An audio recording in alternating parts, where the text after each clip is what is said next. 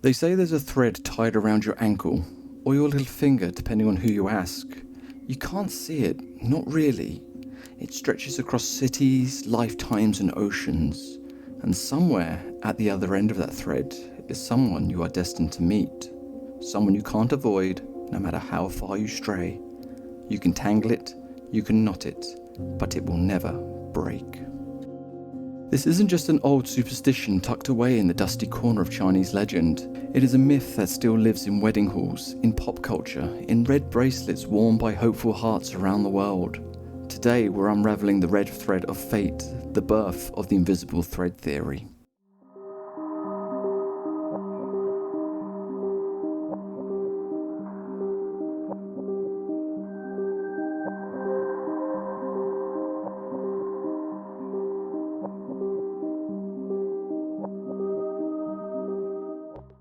Welcome back to Lorekeepers Library, the place where stories, spirits and symbols from across the world get a little more breathing room. I'm Kriss, your host and curious librarian of the weird and the wonderful, and in this episode is about one of the most quietly powerful myths in East Asian folklore.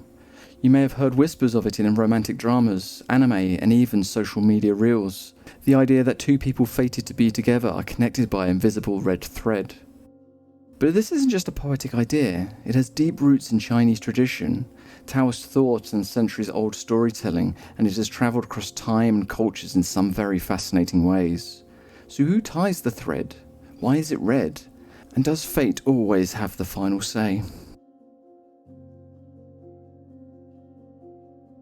Now, if you follow the thread far enough to its origins, you won't find a fairy tale princess or a Greek muse. You'll find a scholar, a dusty inn, and a man with a book. And the story goes like this. One night, a young man named Wei Gu was travelling through the town of Songshen. He had stopped at an inn, where, restless and alone, he decided to wander outside under the moonlight. There, in the glow of the moon, he saw an old man sitting beneath a wall, reading from a thick, leather-bound book. Though this man was no ordinary reader. He was Yue Lao, the old lunar god of matchmaking. Yue Lao explained that his book held the names of every pair destined to be together, not just lovers, but spouses, partners, those tied by fate. And from that moment, their souls were bound by a red thread, invisible to the human eye, but unbreakable. Intrigued, but somewhat skeptical, Wei Gu asked the old man who his own future wife might be. Yue Lao pointed to a poor young girl standing near a market stall, barefoot and grubby, clinging to the skirts of an old woman. Disgusted and dishevelled, Wei Gu flew into a rage. Her? In a fit of fury, he picked up a stone from the roadside and hurled it at the girl before storming off. Years passed. Wei Gu rose through the ranks of the imperial court and eventually married a beautiful woman from a noble family. Elegant, refined and educated, she seemed everything fate should never have predicted. But on their wedding night, as she undressed, he noticed something strange. A faint scar on her eyebrow.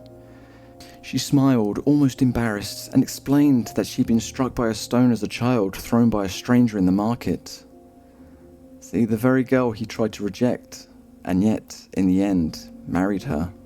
The thread had held.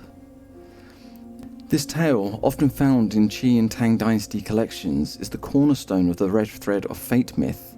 And Yue Lao, the kindly old man with the book, became a staple figure in Chinese folk religion. The god of marriage and love, revered in temples, particularly around the Qi festival, China's version of Valentine's Day. But the story isn't just about fate. It was about stubbornness, about doubt, about the uncomfortable truth that we might not always recognize our own destiny, even when it's standing right in front of us. So an invisible thread tied by a moon god, a child's scar, a marriage years in the making. It's dramatic, but it leaves us with a question. Why red? Why a thread at all? Let's untangle the symbolism woven into this ancient belief. So we followed a thread to its origin. A moonlight meeting, a book of names, a love foretold. But why red? Why not gold or silver or something as visible as the fate itself it represents? In Chinese culture, red is more than just a colour. It is a symbol, a declaration, a force. Red represents joy, luck, vitality, and above all, happiness. It is the colour of weddings, of festivals, of New Year's scrolls and paper lanterns. It's draped across doorways to invite prosperity. It is worn to ward off evil. It is used to bind contracts and oath, a visual language of commitment. So when a thread is described as red in Chinese folklore, it is not just an aesthetic choice. It is a signal that this fate, this connection, is blessed, auspicious, and protected. But there's something else woven into this. Blood. Not in the sinister sense, but in the poetic, symbolic one. Red speaks to life, to ancestry, to the family lines and bonds that transcend the physical. The red thread doesn't just tie you to a person, it ties you to a legacy, to the forces that watch over your birth, your love and destiny. And it's always tied by the divine. So whether by Yue Lao or the broader forces of the Miyang, a kind of fate meets destiny concept in Chinese belief, the thread is not something humans can tamper with. You can pull against it, you can wander away from the one you're tied to, but eventually that thread will pull you back together. Or, depending on your temperament, drag you. There are even folklore superstitions in which matchmakers use symbolic red cords in weddings, often tying them loosely around the wrists or fingers of the couples, echoing this mythic bond. And while the modern red thread may be invisible, its symbolic cousin is still strong. In lucky bracelets, red strings worn during Qi and romantic gifts promise destiny. So now we know who ties the thread and why it is red. What happens when the thread crosses cultures? The thing about a good story, especially a story that speaks to the heart, is it travels. It slips across borders, changes its accent, picks up new details, but the soul of it still remains the same. The red thread of fate is no exception. Though rooted in Chinese folklore, the idea didn't stop there. It took root in Japan, Korea, and in modern global pop culture, and with each new branch, it has evolved. In Japan, the story took a slightly different form. Instead of being tied around the ankle, the red thread is often said to bound around the pinky finger, a detail some listeners might recognise from anime, manga, and even J-dramas. The Japanese version, akaeto, literally means red thread, and it carries the same essential meaning, two souls fated to meet. But over time, it's been overlaid with Shinto influences and poetic melancholy. It's less about martial destiny, and more about inevitable connection. You may meet at the wrong time, you may lose each other, but the thread always remains. And this is where it gets interesting. The thread isn't a promise of happiness, it's a promise of connection. You might meet the person you're tied to, but only briefly. You might change each other, wound each other, or heal each other. But you will meet.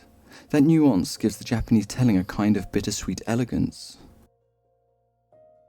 Meanwhile, in Korea, the red thread has quietly woven its way into romantic storytelling, especially in the world of the Korean dramas. It's not always named explicitly, but the theme is ever present. Missed chances, destinies pulling lovers back together, lives intertwined despite circumstances. In some Korean folk beliefs, threads of fate can be influenced by actions in past lives, introducing a kind of karmic element to the romantic destiny. Love then becomes a repayment of sorts, a closing of a cosmic loop, and just like in Japan and China, red continues to carry the meaning, passion, energy, life, and fate. You could say the red thread became something of a cultural chameleon, changing shades depending on the backdrop, but never quite losing its shape. And in the modern age, the red thread has become global. It shows up in everything from tattoos to Tumblr poetry. It has even sparked a new trend on social media, and they call it the invisible thread theory. It's referenced in wedding vows, embroidered onto clothing, even used in psychological metaphors. The idea that we're unconsciously drawn towards people who are meant to shape us. It's romantic, yes, but it's also deeply human. Because at its core, the red thread isn't really about love in a soppy cinematic sense. It's about connection. The idea that we're not drifting alone, that there are people we are meant to find, even if we don't know their names just yet. And in the end of it, isn't that the kind of myth we're all quietly hoping is true? Now then, from anime to wedding rituals, the red thread's still alive and well, but here's the real question. Do we actually believe in fate anymore, or are we just enjoying a comfortable metaphor? So let's talk psychology, quantum theory, and how the modern mind makes room for ancient wonder. It's easy to smile at these stories. An old man with a cosmic book, invisible threads tied to strangers, fate playing matchmaker in the moonlight. Charming, yes, but surely myth. And yet, there's something about the red thread that continues to tug at us, even in the age of dating apps and algorithms. Something just believable enough to make us wonder. Modern psychologists might not believe in Yue Lao, but they have long studied the idea of destiny beliefs, the notion that some people are meant to be. Studies show that people who believe in fate or romantic destiny often approach relationships differently. They are more likely to commit quickly, to forgive flaws and interpret coincidences as signs. But there's a flip side. If a relationship falters, they may take it harder, believing they somehow missed their one true thread. It's the classic tension between fate and growth. Some people believe that we're bound to meet a certain person, others believe love is built, shaped, and chosen. Still, that red thread idea holds a powerful kind of comfort. It tells us no matter how chaotic life becomes, no matter how lost we feel, someone is tethered to us, somewhere. And while that's not exactly scientific, it is deeply human, because at the heart of it, we are storytelling creatures.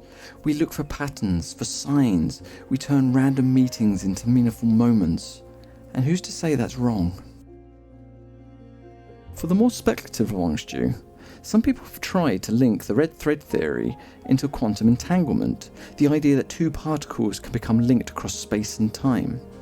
It's more poetic than accurate, but still, it's a striking image that two entities separated by miles might still echo to each other. A little romantic science, if you will, or maybe a little scientific romance. So, do we still believe? Perhaps not in the thread tied by gods, but we do still believe in signs, in fateful meetings, in feeling that some people are always meant to find us. Yes, overwhelmingly yes. In every culture, in every age, people have written, sung, painted, and prayed about that magnetic pull between souls. We may not all call it the red thread, but the idea is still very much alive. And maybe that's the real power of this myth. Not it promises certainty, but it offers us hope. The red thread of fate might feel distinctly East Asian in colour and character, but the idea behind it? The souls are destined to meet, that unseen forces draw people together, that love and fate are somehow stitched into the cosmos. That's universal. Let's start with the Greeks. In classical mythology, three divine sisters rule fate, the Moirai, or the Fates. Clotho spun the thread of life. Lachesis measured it. Atropos, well, she cut it. This wasn't just romantic destiny, this was your whole arc of your existence. But the symbolism of thread, fragile, continuous, connecting body and soul, has an eerie echo of the red string. Here too, the thread could not be escaped. It marked a life pre-written, a future unspooling whether you welcomed it or not. So no pinky fingers perhaps, but still a thread, and still a fate. In Hindu and Buddhist philosophies, there's often the idea that you find souls meeting across lifetimes. They are bound by karma, the spiritual ledger of actions and consequences. The concept of rasa, the essence or emotional flavour of a relationship, plays a role too. Some souls are drawn to each other through karmic ties, replaying connections forged long ago before this life began. It's not always romantic either. The bond could be a teacher and a student, a parent and a child, a friend or a rival. But it's a similar note that certain connections are meant and they will return. Now then, let's go north to the freezing winds of Norse myth. Here, fate is woven like a cloth. The Norns, female spirits, not unlike the Greek fates, shaped destiny by weaving threads into great tapestries called the Web of Wyrd. Each person's life is a pattern in the cloth, and the threads of others intersect, sometimes tightly, sometimes briefly. In other words, destiny isn't just about you, it's about us. Your thread, your choices pull at each other's. Even the Vikings thought your decisions might cause a tangle. Among the Yoruba of West Africa, the concept of Ori, one inner spiritual head or destiny, governs the path a person is meant to walk. Before birth, a soul chooses its ori, and with it, its fate.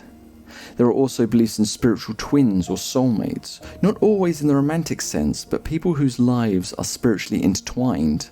Much like the red thread, these bonds are invisible, sacred, and felt more than seen. And in the modern West, the idea hasn't gone away. It's just changed its clothes. We speak of soulmates, of twin flames, of serendipity.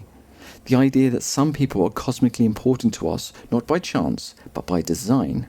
Whether it's love at first sight or that uncanny feeling of, I've known you forever, the language shifts, but the impulse remains.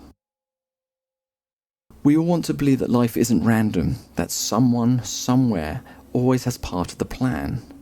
So what connects them all? The thread is a symbol, it's delicate but binding. The weaver of divine force shaping lives behind the scenes, and the certainty that no matter what roads we take, certain people are destined to cross our path. It may be wrapped in different mythologies, taken in different tongues, but the message is astonishingly consistent. We're not alone, and we're meant to find each other. So, perhaps the red thread is not just a tale of Chinese moon gods and arranged destinies. It's a chapter in something older, something woven into the very fabric of how humans have made sense of love, loss, and longing. And so from China to Greece, Africa to the icy north, we've seen that fate wears many colours, but the shape is often the same: invisible, inescapable, and intimate. And with that, we come to the end of the thread, or maybe just a knot along the way. From ancient moon gods and wedding customs to modern romance and quantum metaphors, the red thread of fate reminds us of something that we all seem to believe deep down. That connection isn't always logical, that some people arrive in our lives as though they were always meant to be. So whether it's myth, metaphor, or something more, I'll leave that for you to decide. Now, I'd love to hear what you think though. Have you ever had one of those moments, that uncanny sense that someone was supposed to be part of your story? Let me know. Drop it in the comments below. We'd love to hear from you. And if you enjoyed this episode, give it a like and share it with your friends. It helps more than you think, and we always like to welcome new people to the Lorekeepers Library. You can also subscribe for more episodes. We've got plenty of stories to tell. Some are well known, and others are whispered between pages and shadows. Until next time, keep your eyes open, your threads untangled, your stories close, and as always, keep exploring the world with wonder.